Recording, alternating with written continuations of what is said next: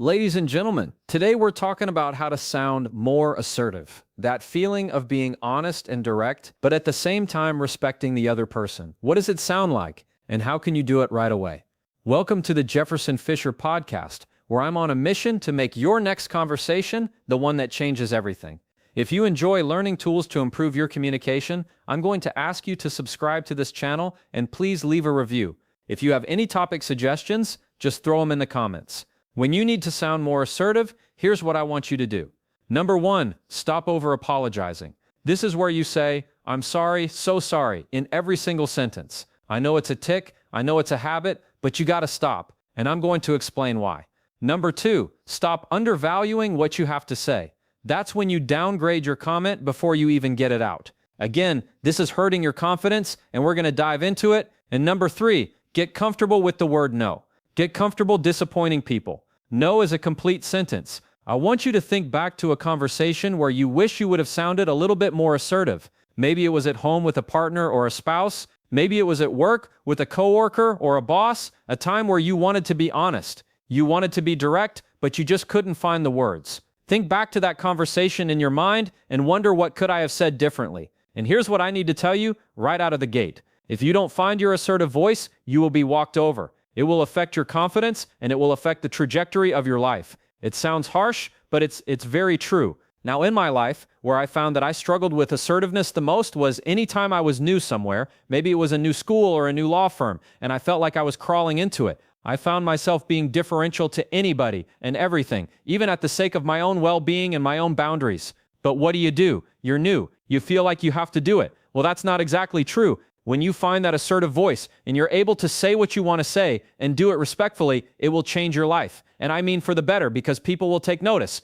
Your reputation will change, your credibility will change, and man, that's the good stuff. So I'm going to throw out some scenarios to you, and you let me know if any of them ring a bell. You walk in 1 minute late to a meeting, and the first thing out of your mouth is, "Hey, so sorry I'm late," when you throw all your stuff down. Or it took you 2 days to respond to somebody's email, and the first word in your response back is, "So sorry. So sorry, I just saw this. Sorry, I am just now getting back to you." Or you're trying to get somebody's attention, and the first thing out of your mouth is, "So sorry. Hey, so sorry. 2 seconds. Hey, so sorry. I just need to talk to you for a second. You gotta stop. Listen to me. You have to stop." Those aren't apologies.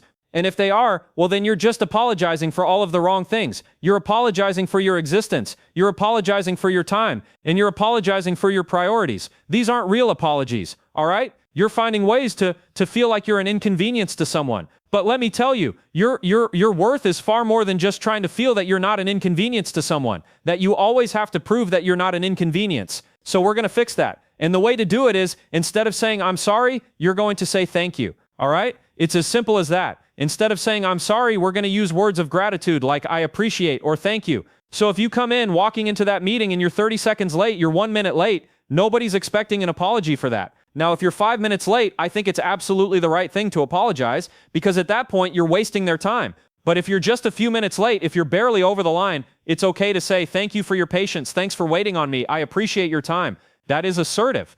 Or if it's in the context of you sending an email to somebody, instead of feeling like you need to say, "Hey, so sorry, I'm just getting back to this," just respond, "I appreciate your time. Thanks for your understanding. Thank you for your patience." These are all things that they're going to say, "Oh yeah, well, you're welcome. I do have patience. I do have understanding." Instead of you going, "Hey, so sorry," this less, making you feel less in that way. It's instead, you're being assertive with it. You're standing in your presence and saying, "Yeah, I had other things to do. I appreciate your patience though." In the context of the conversation of telling someone, "Hey, so sorry, can I have 5 seconds?" You just erase it, or you say, "Hey, when you get a moment, I'd appreciate some of your time," or "I'd appreciate some of your time when you get a moment." When you use words of gratitude, it is a cycle of saying, "I am showing gratitude for your time." At the same time, they are appreciating your presence in the conversation rather than you always apologizing for it. Now, a separate but related topic to over-apologizing is number 2, downplaying your words. Here you are cutting down what you have to say before you even get it out, and you know what these sound like. For example, "I hate to bother you, but," I mean, this might be a dumb question, but you know probably better than me, but these are all ways of chopping down what you have to say before you get it out. And what's worse is it makes it look like you have an insecurity when there may not be one. For example, when you say something like, well, I hate to bother you, but I have this question on X, Y, and Z. Well, before they actually answer the question, you have to have this mini conversation about whether or not what you have to say does or does not bother them. And 9 times out of 10, 99% of the time, they're going to say, oh, that you're not bothering me. You're fine. And you go, oh, you're not. Oh, okay, great. You're inserting something that's totally needless into the conversation. And I know why you're using these phrases, all right? I know why you're using it, and because you want to sound differential. You want to sound like you're coming in from a low angle, a low perspective, rather than a high angle, as if you already know everything. You expect them to want to talk to you. So when you say, I'm trying to bother you, you're trying to sound less harsh in the conversation, but you don't sound that way. It makes you sound like you don't believe in what you're saying. So the key to getting rid of downplaying your words, it's just not to do it. You erase these phrases from your conversation, or what I like to do and I recommend is that you add on to it. So for example, in the scenarios where you say, hey, this might be a dumb question, or this might be a stupid question, instead say, hey, can I build onto that? Or hey, can I take that further? Or hey, there's something I'd like to add to that. When you add to conversations, rather than shying away and taking away from them, it makes you sound far more assertive. And there's something else I want you to understand about no. Number 3 is no is a complete sentence. And here's what I mean by that. Stop feeling like you have to over-explain or justify every action or inaction that you take when you say no, period, and leave it at that. Somebody asks you a question and you say no. Instead of over-explaining and saying, well, no, because, well, I had that thing and yeah, I got the dog and we got this and we got that. All of a sudden you sound less assertive and you water it down. No is all you have to say. So the key here is to stop adding to the end of no, because it'll add more words to it. And the more words you add, the more it sounds like you're needing to explain and to justify, when often the only word that you need to sound assertive is no. Now we're at the part where I am going to read an email from a follower. If you are not part of my newsletter, I send out 1 email per week. It's a communication tip right to your inbox, totally for free. And for those who respond and have questions about things, I'm able to answer them, and it's a whole lot of fun. This one comes from Daniel over in Canada. Daniel says, hey Jefferson, I love your comments, your content. Thanks, Daniel. I find myself over-apologizing constantly in my communication. I know I'm not supposed to do that, but what are some practical ways I can help remind myself in the moment?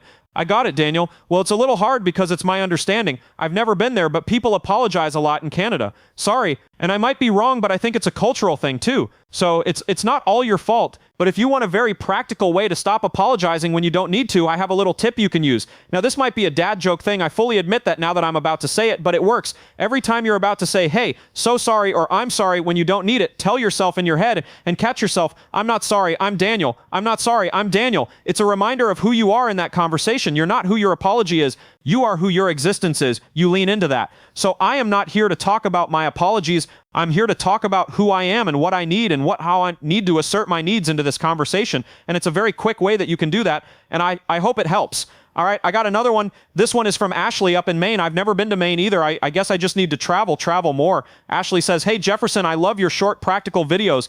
Thanks, Ashley. I find myself always cutting down my words. My habit is to say, I could be wrong, but...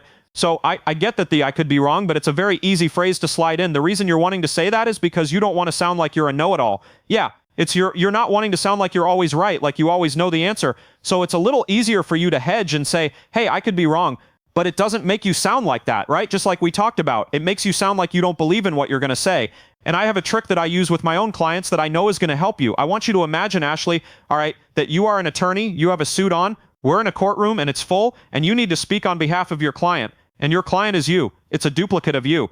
It looks just like you, sounds just like you, wears exactly what you're wearing right now. And your client, sitting down in the chair, and you're the attorney. You're in a full suit and you're standing up in front of everyone. And you have to speak on behalf of your client. And what are you going to say? You're going to say, my client needs to feel understood. My client isn't going to accept that. You're going to feel much more justified, assertive.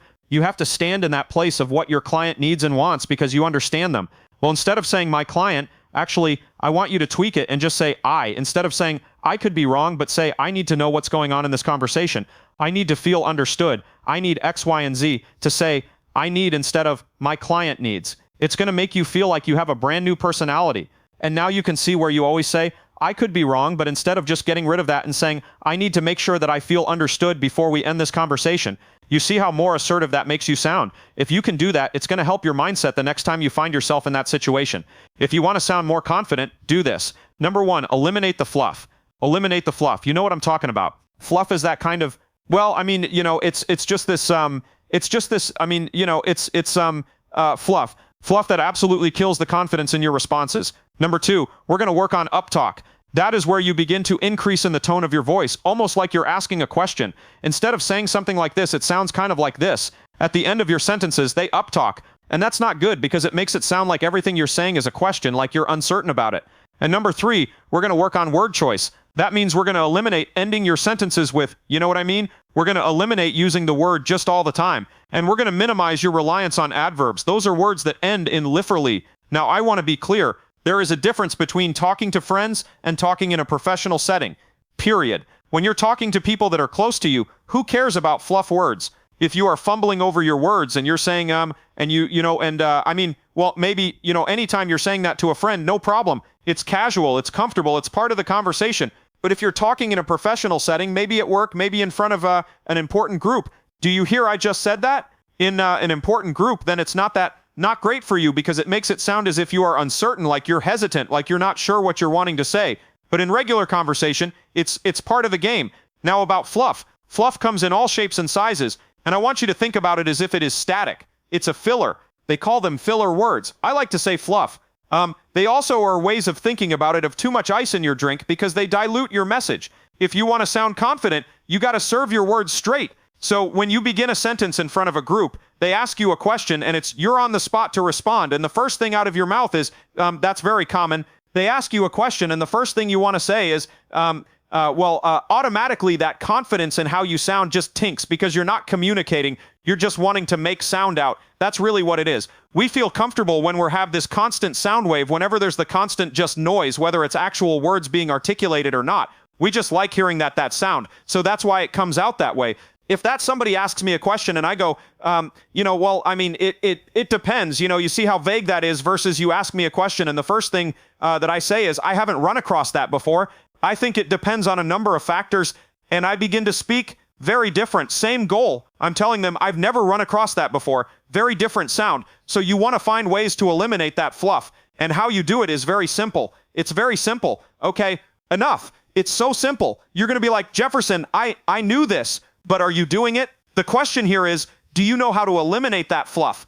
And you do it by saying nothing. Wherever the fluff would be, just get used to silence. It's that easy. Get comfortable with silence. That's it. You just get comfortable with silence. So wherever that filler word would be, say nothing. The way I teach, and I know I've said this on my podcast before, let your breath be the first word that you say. So when somebody asks you a question that you don't know, the worst thing you can do is go and look up as if you're searching for the words. Instead, take a breath. Let that silence be there, and then you get to respond. You don't have to have just noise for the sake of noise.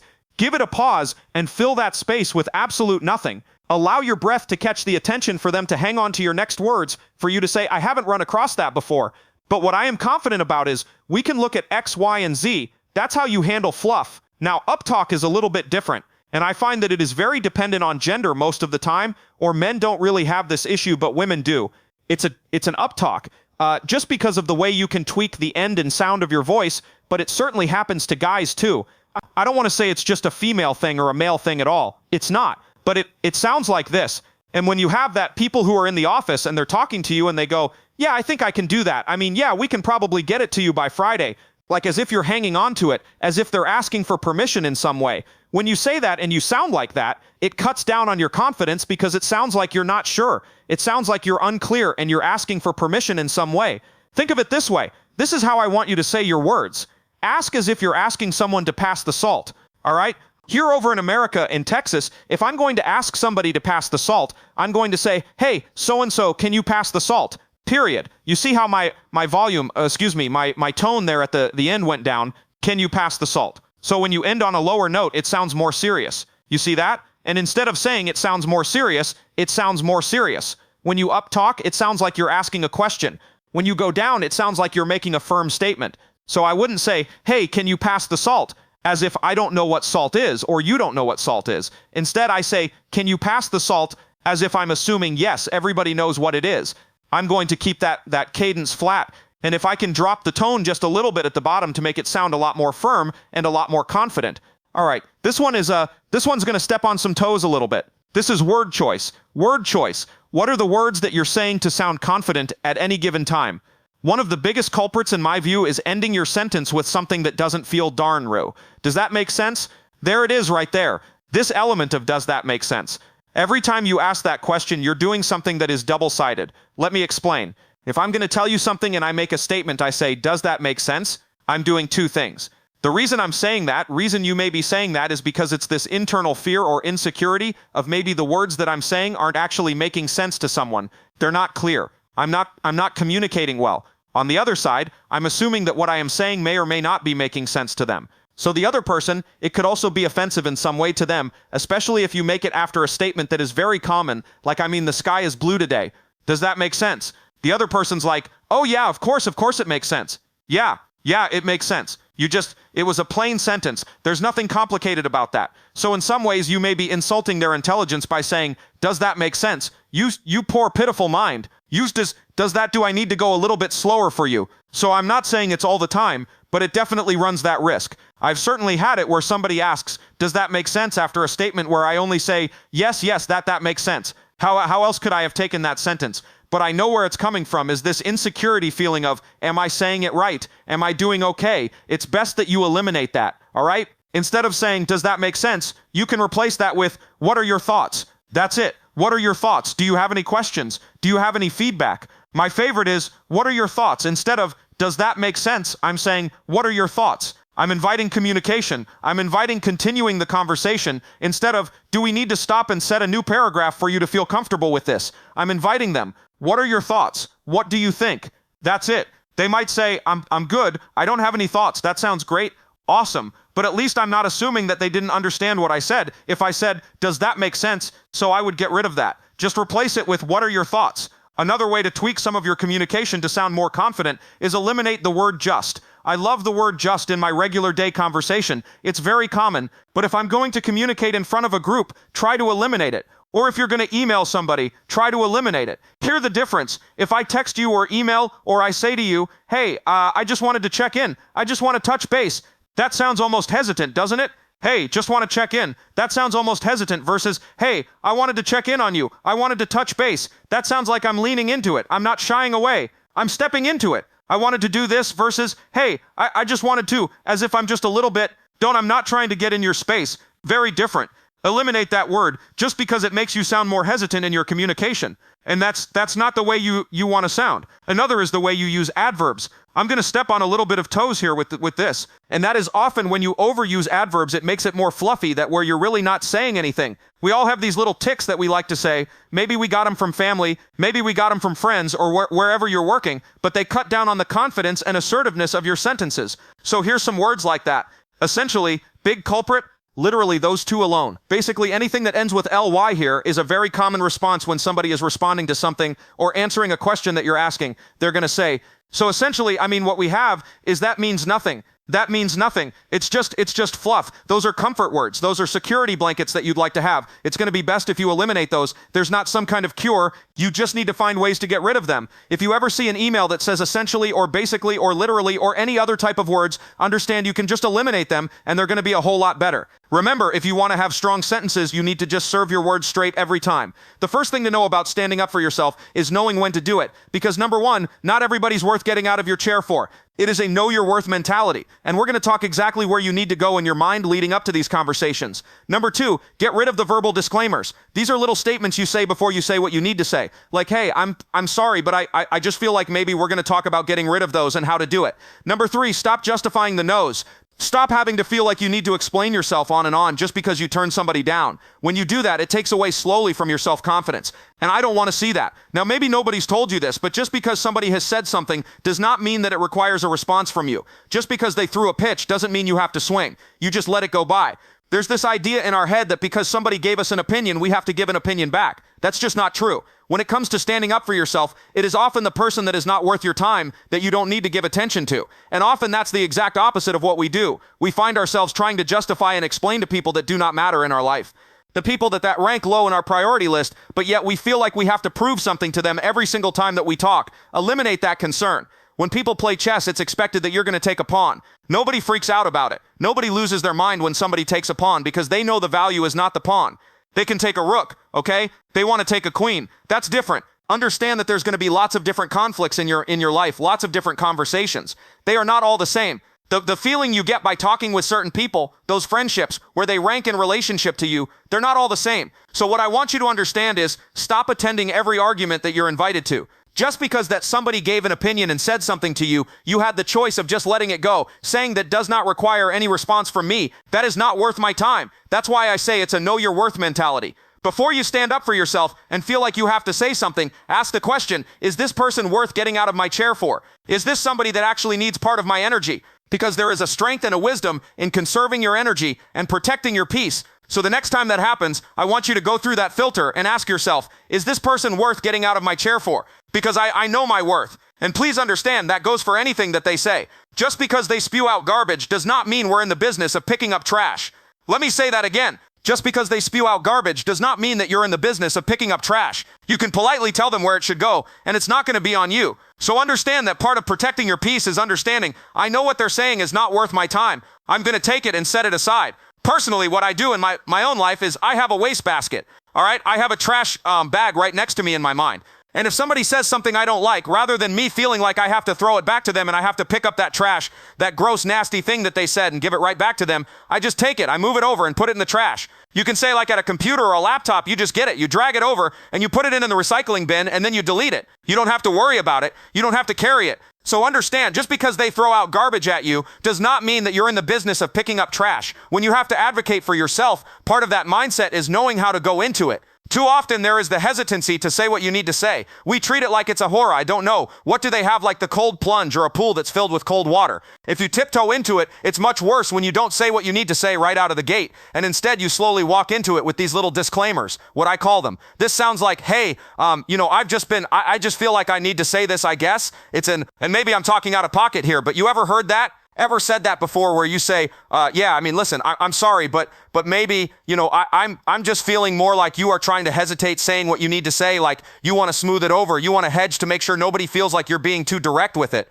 But when it comes to asserting yourself, when it comes to stating your needs, nobody's going to do it for you. Remember, you're the one that has to be bold and out in the open with it. So think of it as that cold swimming pool. If you walk right into it, it's going to not feel great. It's not going to look smooth. It's not going to feel smooth. You either have two choices. You don't say it at all, or you jump right in. When you see people doing that cold plunge, they don't walk right into it. They don't slowly go into it. They put their whole body into it. So I want you to get used to that idea of, I'm going to put my whole body into this thing.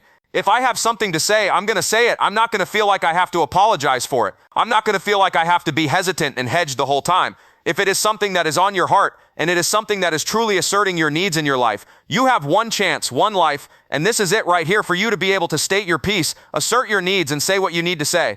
Now, another part of this is often when it comes to standing up for yourself. It happens in moments where you need to say no to something. You need to turn something down.